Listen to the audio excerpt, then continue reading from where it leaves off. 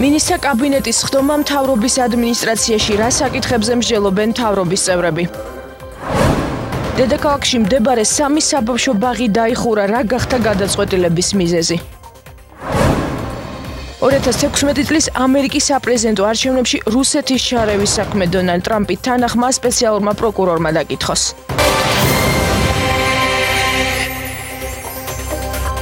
მოგესალმებით, ეთერში ამოამბე 12 საათზე ახალ ამბებს მარიამ ვაშაძე გაგაცნობთ. დავოსის ეკონომიკური ფორუმის შედეგები საქართველოს პრემიერმა მთავრობის დღევანდელ სხდომაზე შეაჯამა. გიორგი კვირიკაშვილმა ასევე ისაუბრა ფორუმამდე ლოზანაში ვიზიტის დროს საერთაშორისო ოლიმპიური კომიტეტის პრეზიდენტთან გამართულ შეხვედრაზე, სადაც მისი თქმით საუბარი შეეხო თუ როგორ უნდა მოემზადოს საქართველო 2030 წლის ზამთრის ოლიმპიური თამაშებისთვის.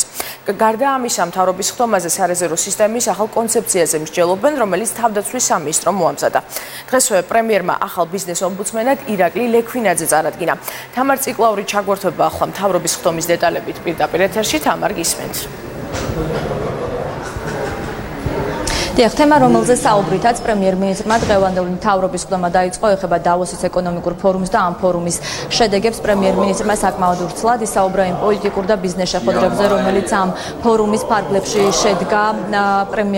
გამართა ქართულმა დელეგაციამ პრემიერ-მინისტრის განცხადებით, ბოლო წლების განმავლობაში დავოსის ეკონომიკური ფორუმის შედეგად საკმაოდ მნიშვნელოვანი შედეგები მიიღო ქვეყანამ. გარდა ამისა, პრემიერ-მინისტრმა ასევე ისაუბრა დავოსის ეკონომიკურ ფორუმამდე ლოზანაში გამართულ შეხვედრასთან დაკავშირებითაც. პრემიერ-მინისტრის განცხადებით ის შეხვდა ოლიმპიური კომიტეტის პრეზიდენტს და ამ შეხვედრაზე იმსჯელეს 2030 წლისთვის ზამთრის ოლიმპიური თამაშების ჩატარებასთან დაკავშირებით. პრემიერ-მინისტრმა თქვა, რომ მარტში საქართველოს ეწევიან ექსპერტები, რომლებიც შეისწავლიან ქვეყანაში არსებულ ვითარებას. ამ მიმართულებით ასევე პრემიერ-მინისტრმა თქვა, რომ თუნდაც ის ფაქტი, რომ 12 წლის შემდეგ საქართველოს აქვს პოზიტიური ამბიცია, რომ 12 წლის შემდეგ შესაძლოა ჩატარდეს საქართველოში ზამთრის ოლიმპიური თამაშები, უკვე მნიშვნელოვანია ქვეყნისათვის. პრემიერ-მინისტრმა ამავე კონტექსტში ისაუბრა მთის კურორტების განვითარებაზე და ასევე ზამთრის სპორტის განვითარების აუცილებლობაზე. ძალიან დიდი შედეგია ის, რომ უკვე მარტის დასაწყისში ჩამოდის სპეციალური დელეგაცია, რომელიც შეისწავლის დღევანდელ არსებულ მდგომარეობას, მოახდენს იდენტიფიცირებას იმ მიმართულებების, თუნდაც ჩავარდნების, რომელიც ჩვენ გვაქვს, რომელიც იმ მიმართულებების, რომლის განვითარებაც აუცილებელია, რათა საქართველოს კონდეს ყველა შემადგენელი კომპონენტი, რომ კვალიფიცირდებოდეს ასეთი ტიპის უმაღლესი რანგის კონკურსებისთვის. თუნდაც ის ფაქტი, რომ ჩვენ ვაცხადებთ პრეტენზიას, რომ 12 წლის შემდეგ დღევანდელი დღიდან საქართველოში შეიძლება ჩატარდეს ზამთრის ოლიმპიური თამაშები, ძალიან დიდ ყურადღებას მოიპყრობს საქართველოს მიმართ.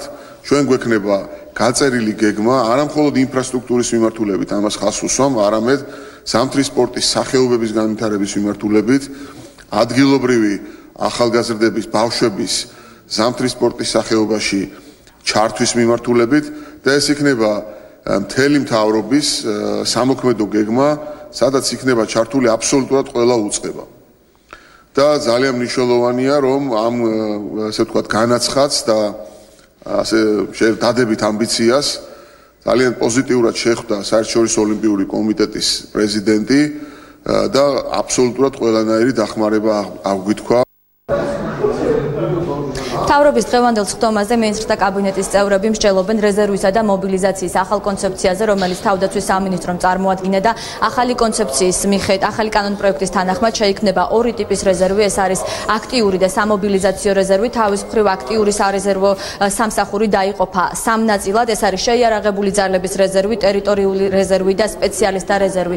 პრემიერ-მინისტრმა ამ საკითხზე საუბრისას განაცხადა, რომ ძალიან მნიშვნელოვანია ქვეყანას ჰქონდეს შედეგზე ორიენტირებული და ძლიერი სარეზერვო სისტემა. სწორედ ამიტომ პრემიერ-მინისტრი იმედოვნებს, რომ ამ საკითხზე მსჯელობა აქტიურ ფაზაში გადაინაცვლებს როგორც საკანონმდებლო ორგანოში, ასევე ამ საკითხზე მსჯელობისთვის, ამ მსჯელობის პროცესში ჩაერთვებიან როგორც ამ სფეროს სპეციალისტები და საბოლოო ჯამში ქვეყანას ექნება ძლიერი სარეზერვო სისტემა. უახლესმა ისტორიამაც ნათლად აჩვენა, რომ მოქმედი რეზერვის და მობილიზაციის სისტემა საჭიროებს სერიოზულ გარდაქმნას და დახვეწას და ძლიერი სარეზერვო სისტემა მოიხსენებათ, რომ არის ჩვენი ქვეყნისთვის ძალიან მნიშვნელოვანი ახალი კონცეფცია, რომელიც არის შემუშავებული ტოტალურ თავდაცვაში საქართველოს მოქალაქეების ჩართულობას ითვალისწინებს და სამობილიზაციო რესურსის ოპტიმალურად გამოყენებას. მნიშვნელოვანია ითქვას, რომ სამობილიზაციო რეზერვთან ერთად აქტიური რეზერვის სამი სხვადასხვა სახე არის გათვალისწინებული ახალი კონცეფციის მიხედვით. ეს არის ნებაყოფლობითი, საკონტრაქტო და ანაზღაურებადი და ჩვენ ეს სისტემა საშუალებას გვაძლევს, რომ საქართველოს მოქალაქემ თავისი ადგილი ამ სისტემაში ისე მოძებნოს, რომ ის არ მოწყდეს სამოქალაქო აქტივობას, რაც არის ძალიან მნიშვნელოვანი. პრემიერ-მინისტრმა დღესვე წარადგინა ახალი ბიზნეს ომბუდსმენი და ამ თანამდებობას დაიკავებს ირაკლი ლექვინაძე. პრემიერ-მინისტრმა ისაუბრა თავად ირაკლი ლექვინაძეს გამოცდილებაზე, ასევე ისაუბრა თავად ამ ინსტიტუტის მნიშვნელობაზე. უკვე მოგვიანებით საკუთარ გეგმებთან დაკავშირებით ისაუბრა თავად ირაკლი ლექვინაძემაც და განაცხადა, რომ მისი მთავარი მიზანი იქნება ის, რომ აქტიური კონსულტაციები დაიწყოს როგორც ბიზნეს სექტორთან, როგორც მცირე, ასევე საშუალო ბიზნეს სექტორთან. ირაკლის ბიზნეს საზოგადოება ძალიან კარგად იცნობს, ის იქნება ძალიან მნიშვნელოვანი რგოლი ბიზნესსა და ხელისუფლებას შორის ურთიერთობაში. არის ძალიან წესიერი ადამიანი, კარგი პროფესიონალი და დარწმუნებული ვარ, რომ ამ მიმართულებას, რომელიც არის ძალიან მნიშვნელოვანი და ნამდვილად უნდა ითქვას, რომ ჩვენი ხელისუფლების პირობებში გახდა სწორედ ეს ინსტიტუტი ძალიან ეფექტური. ირაკლი გააგრძელებს იმ კარგ ტრადიციას, რომელიც ამ სამსახურში შეიქმნა. იქნება ძალიან აქტიური კომუნიკაცია ყველა ბიზნეს ასოციაციასთან, იქნება ეს მსხვილი ბიზნესი, განსაკუთრებით ასევე მინდა ფოკუსი გავაკეთო მცირე ბიზნესის მიმართულებით, ბიზნეს გაერთიანებებზე, იქნება ეს რეგიონალური თუ სექტორული ბიზნეს ასოციაციები, რადგანაც ყველა ეს საკითხი, რომელიც ესე ვთქვათ, ამ გაერთიანებებში მუშავდება, მაქსიმალურად იქნას განხილული და შესაბამისად იქნას აი საკითხები მხარდაჭერილი, რაც არის ბიზნეს ომბუდსმენის აპარატის ერთ-ერთი მნიშვნელოვანი მიზანი. კიდევ ერთი საკითხი, რაზეც დღეს მთავრობის ხდომის დაწყებამდე პრემიერ-მინისტრმა ისაუბრა და რაზეც ასევე მსჯელობენ მინისტრთა კაბინეტის წევრები, ეს ეხება ბუნებრივი რესურსებისა და წიაღის ეფექტურ გამოყენებას. როგორც პრემიერ-მინისტრმა განაცხადა, ამ მიმართულებით აქტიური მუშაობა დაიწყება უკვე უახლოეს მომავალში. რაც შეეხება თავად მთავრობის ხდომას, უკვე 2 საათია მიმდინარეობს მთავრობის ხდომა მთავრობის ადმინისტრაციაში და მინისტრთა კაბინეტის წევრები 26 საკითხს განიხილავენ, მათგან ერთი საიდუმლოა. მადლობ თამარ ციკლაური საუბრობდა მთავრობის ადმინისტრაციიდან პირდაპირ ეთერში. ბექა წიქარიშვილისთვის ადმინისტრაციული პატიმრობის შეფარდებას ადვოკატი სააპელაციო სასამართლოში ასაჩივრებს. ორგანიზაცია ადამიანის უფლებების სწავლების და მონიტორინგის ცენტრი სააპელაციო სასამართლოს მიმართავს გაუქმდეს პირველი ინსტანციის გადაწყვეტილება. საქალაქო სასამართლომ წვრილმანი ხულიგნობისთვის მოძრაობა თეთრი ხმაურის წევრს 14 დღიანი ადმინისტრაციული პატიმრობა შეუფარდა. ეს წვრილმანი ხულიგნობა კი წიქარიშვილის ადვოკატის განმარტებით გამოიხატა იმაში, რომ გიორგი გიორგანაშვილისთვის 8 წლიანი პატიმრობის შეფარდებისას წიქარიშვილი აღელვებული იყო და სასამართლოს ეზოში არაეთიკური გამონათქვამებით მიმართავდა სასამართლოს, რაც შეეხება შენობის დაზიანებას, ამაზე ადვოკატის განცხადებით ცალკე მიმდინარეობს გამოცდილება. ბექა წიქარიშვილი სასამართლოს ეზოში იყო აღელვებული და რის გამოც მისი მხრიდან ადგილი ჰქონდა ამ რაღაც არაეთიკურ გამონათქვამებს განხორციელებული მართლმსაჯულების მიმართ და ჰქონდა მოლოდინი, რომ სასამართლო გაითვალისწინებდა ამ გარემოებებს. ამის მიუხედავად სასამართლომ გამოიყენა ყველაზე მკაცრი ადმინისტრაციული სახდელი. ეს სანქცია არ არის შესაბამისობაში იმ ქმედებასთან, რომელიც იყო განსახილველი. ყველა ერთისთვის ამ სახელწოდებით აქციას თეთრი ხმაურის მოძრაობა დღეს პარლამენტთან გამართავს. მთავარი მოთხოვნა გიორგი გიორგანაშვილის გათავისუფლებაა, თუმცა აქციის მონაწილეები ასევე მოითხოვენ საპატიმრო ბექა წიქარიშვილმაც დატოვოს. მოძრაობის წევრები აპირებენ პეტიციით მიმართოს საქართველოს პრეზიდენტ შეიწყალოს მსახიობი გიორგანაშვილი. მათი თქმით, ხელმოწერების შეგროვება უკვე დაიწყო. გორის რაიონულ სასამართლოში ბექა ხახუბიას გარდაცვალებაში ბრალდებული პატრულის თანამშრომლების საქმის არსებითი განხილვა გრძელდება. დღეს კვლავ ვიდეო-აუდიო მასალების შესწავლა გაგრძელდება. წინა პროცესებზე უკვე გამოიკვლიეს რამდენიმე საპატრულო ეკიპაჟის ბორტის ვიდეო კადრები და სამხრე კამერების აუდიო-ვიდეო ჩანაწერები, რომლებიც ავარიამდე და ავარიის შემდეგ ვითარებას ასახავდა. მასალების შესწავლის დასრულების შემდეგ კვლავ მოწმეების დაკითხვა განახლდება. დაცვის მხარე მიიჩნევს, რომ ეს ვიდეო მასალები მათი დაცვის ქვეშ მყოფების უდანაშაულობას ადასტურებს.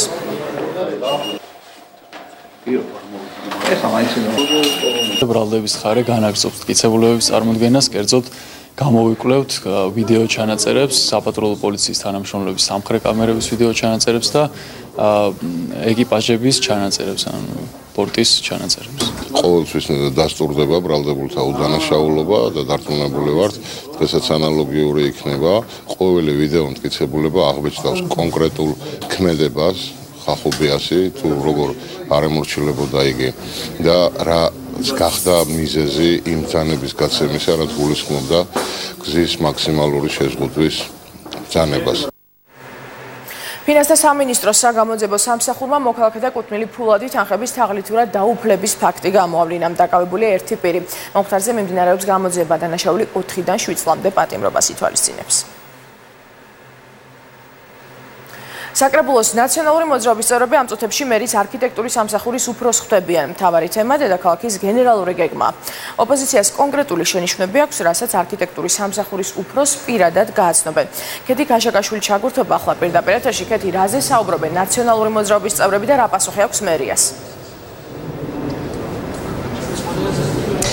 ნაციონალურ მოძრაობას ქალაქის მიწათსარგებლობის გენერალურ გეგმასთან დაკავშირებით კონკრეტული შენიშვნები აქვს. მათი განმარტებით გენერალური გეგმა იმ სახით, რომლითაც ახლა არის წარმოდგენილი, შეიცავს რისკს, რომ ქალაქში არ მოწესრიგდეს ქაოტური მშენებლობები და არ გადაიჭრას ტრანსპორტის გადატვირთულობის პრობლემა. შეხვედრა, რომელიც ამ წუთებში მიმდინარეობს, ამ შეხვედრაზე იმყოფება მერის არქიტექტურის სამსახურის უფროსი, რომელმაც შეხვედრის დაწყებამდე ასევე ისაუბრა ხარვეზებზე, რომელიც მისი თქმით არსებობს გენერალურ გეგმაში.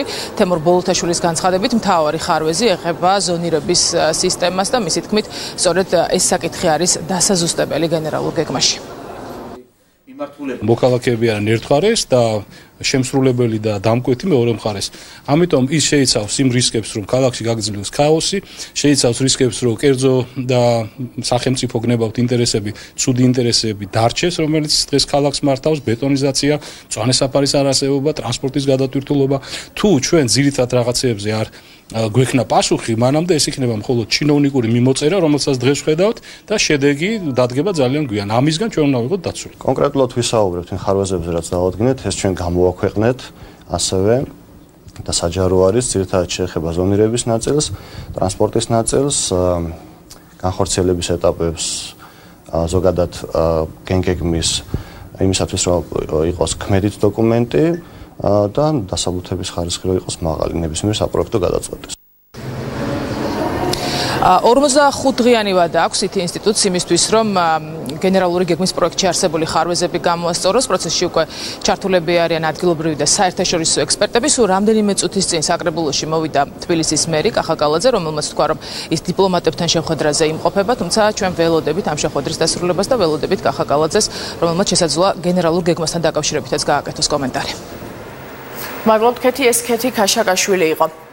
დღეს თბილისში 800-მდე ბავშვი ბაღში ვერ მივიდა. მიზეზი 3, 19, 94 და 125 ბაგა ბაღების შენობების ტექნიკური მდგომარეობა არის, გამოც ბაღების ააგენტომ მიიღო გადაწყვეტილება სკოლამდელი ახსნის ამ დაწესებულებებში სააღწდელო პროცესი შეეწყვიტა. სააგენტოს ხელმძღვანელის თქმით, ბავშვები და მათი აღზრდელები მიმდებარე ბაგა ბაღებში განაწილდებიან. რატო დასჭირდება სარემონტო სამუშაოებს, კახა გვანცელაძე ამას ვერ აკონკრეტებს. მისი თქმით, შემოწმება ეტაპობრივად სხვა ბაგა ბაღების შენობებსაც ჩაუტარდება. ერთი წლის წინ დაიწყო ამაზე კვლევა სამხარაულის ექსპერტიზის ბიურომ და კვლევის პროცესი იყო, მოდიოდნენ ზოგმა გეოლოგიური გამოკვლევა ჩაატარა, სარდაფში ჩავიდნენ, იქ რაღაცა მიწა გაბურღეს. ნუ აი სხვადასხვა ჯგუფები მოდიოდნენ და აი საბოლოოდ გუშინ გვითხრეს უკვე, რომ ეს დასკვნა რო დაიდო. გავაფრთხილეთ ყველა მშობელი, რომ გაეთვალისწინებია ეს და უკვე ორ შაბათიდან სხვა ბაღებში გადავიყვანთ მათ. განახლდება პროცესი მათთვის ახლო მდებარე ბაღებში ამავე რაიონში. დაახლოებით 800 ბავშვი არის და 800-ივე ბავშვი იქნება გადანაწილებული სხვადასხვა ბაღებში.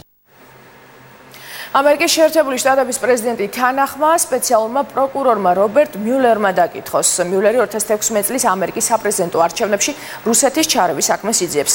მე ამას გავაკეთებ ფიცის ქვეშ განაცხადა ტრამპმა თეთრ სახლში შეკრებილ ჟურნალისტებთან. ამერიკის პრეზიდენტმა კიდევ ერთხელ აღნიშნა, რომ მის გუნდსა და რუსებს შორის არანაირი გარიგება არ ყოფილა. გავრცელებული ინფორმაციით მიულერის გუნდი პრეზიდენტის დაკითხვას უახლოეს მომავალში აპირებს. ბოლო რამდენიმე დღის განმავლობაში სპეციალური პროკურორის წარმომადგენლებმა ტრამპის გარემოცვიდან რამდენიმე პირი უკვე დაკითხეს, მათ შორის დაზვერვის ცენტრალური სააგენტოს უფროსი მაიკ პომეო და გენერალური პროკურორი ჯეფ სენშენსი. სირიის ჩრდილოეთში მიმდინარე სამხედრო ოპერაცია და ტერორიზმის საფრთხე იყო განხილვის მთავარი თემა ამერიკისა და თურქეთის პრეზიდენტების სატელეფონო საუბრისას. დონალდ ტრამპმა რეჯეპ ტაიპ ერდოღანს მოუწოდა ქურთების წინააღმდეგ სამხედრო ოპერაცია შეზღუდოს და თავიდან აიცილოს ნებისმიერი ქმედება, რამაც შესაძლოა ამერიკელ და თურქ სამხედროებს შორის კონფლიქტი გამოიწვიოს. თავის მხრივ თურქეთის პრეზიდენტმა თეთრი სახლის ლიდერს მოუწოდა ქურთული სამხედრო ჯგუფებისთვის იარაღის მიწოდება შეწყვიტოს. თურქეთის ქალაქ კილისში სარაკეტო დარტყმებს, რომელიც სირიის პროვინცია აფრინიდან განხორციელდა, ადამიანი ემსხვერპლა დაჭრილია 13. ქალაქი თურქეთ-სირიის საზღვარზე მდებარეობს. წინასწარი მონაცემებით რაკეტა მეჩეთის მიმდებარე ტერიტორიაზე ჩაავარდა. დაშავებულები საავადმყოფოში გადაიყვანეს. ბრაზილიის ყოფილი პრეზიდენტის ლუის ინასიო ლულა და სილვას საქმეზე გამოტანილი განაჩენი მეორე ინსტანციის სასამართლომ დაადასტურა. რის შედეგადაც ყოფილი პრეზიდენტის სასჯელი 9 წლიდან 12 წლამდე გაიზარდა. ლულა და სილვას კორუფციასა და ფულის გათეთრებაში შედება ბრალი. ბრაზილიის კანონმდებლობით მას გასაჩივრების უფლება აქვს. ამავდროულად სასჯელის მოხდის შემდეგ მას ყველანაირ პოლიტიკურ საქმიანობაში ჩართვა აეკრძალება. ძირად ღირებული ფეშენებელური სახლი, რომელიც მან პრეზიდენტობის პერიოდში ფარულად შეიძინა, ჩამოერთვა და მისი ქონება სახელმწიფო მფლობელობაში გადავიდა. ჩინელი მეცნიერები ამტკიცებენ, რომ მათ მაიმუნის კლონირება შეძლეს. გავრცელებული ცნობით მათ ის ტექნოლოგია გამოიყენეს, რომლითაც მანამდე სხვარი დოლი გაჩნდა. მაგაკების ზედმეტ სახელად ჭონგ-ჭონგი და ხვახვა უკვე ერთი კვირაა ჩინეთის ერთ-ერთ ლაბორატორიაში ცხოვრობენ. მეცნიერები განმარტავენ, რომ გენეტიკურად იდენტური მაიმუნების გამოყვანა მათ სხვადასხვა დაავადების შესწავლაში დაეხმარებათ. მათ შორის სხვადასხვა გენეტიკური დაავადების, ასევე კიბოსა და იმუნური დარღვევების. ჭონგ-ჭონგი 8 კვირის წინ დაიბადა, ხოლო ხვახვა 6 კვირის წინ. ისინი ბოთლით იკვებებენ და ამჟამად ზრდას განაგრძობენ. ჩინელი მკვლევარების თქმით, უახლოეს თვეებში მაიმუნების კლონირება გაგრძელდება. შეგახსენებთ, რომ პირველი კლონირებული ცხარი დოლი 20 წლის წინ ედინბურგში როსლინის ინსტიტუტში გამოიყვანეს.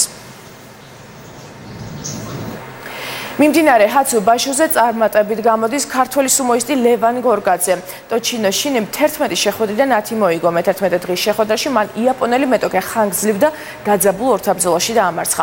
იმპერატორის თასისთვის ბრძოლაში ტოჩინოშინის უმთავრესი კონკურენტი მონღოლი იოკო ძუნა გაგურიუა, რომელსაც ასევე მხოლოდ ერთი მარცხი აქვს. ჰაცუ ბაშოს დასრულებამდე 4 ტურია დარჩენილი. ქართველ სუმოისტს იმპერატორის თასის აღების ისტორიული შანსი აქვს. 宝富士も懸命に右から渡し込みに行きます。初代栃東以来。მომბე ამ დროისთვის დასრულებულია მე-15 საათამდე გემშვიდობებით დროებით.